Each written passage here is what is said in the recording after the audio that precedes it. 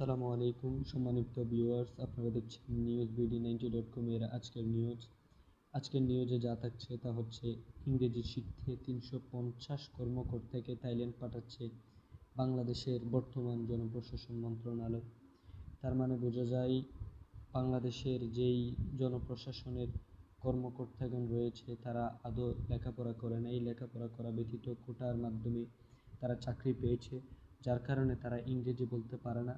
যেখানে বর্তমানে বাংলাদেশের একটা ক্লাস ওয়ানের ছেলেকে দাঁড় করাই দিলেও সে অনেক সুন্দরভাবে ইংরেজিতে কথা বলতে পারবে, যা প্রয়োজন সে তা বলতে পারবে। অন্যান্য রাষ্ট্রের কথাই বাতিল দিলাম, বাংলাদেশের যে ক্লাস ওয়ানের বাচ্চারা আছে তাদের চেয়েও খারাপ হয়ে গিয়েছে, যার কারণে তাদেরকে বাংলাদেশ ছেড়ে থাইল্যান্ড যেতে হচ্ছে ইংরেজি শেখার জন্য।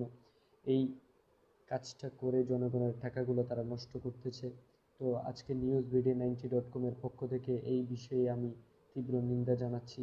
আমি আশা করব বাংলাদেশের জনগণের টাকাগুলো নিয়ে ছিনিমিনি না খেলে আপনারা এগুলো নিয়ে জনগণের জন্য ভালো কিছু করতে পারেন কিনা দেখেন, তাহলে জনগণের মনকে আপনারা রক্ষা করতে পারবেন, জনগণের মন জয় করতে পারবেন।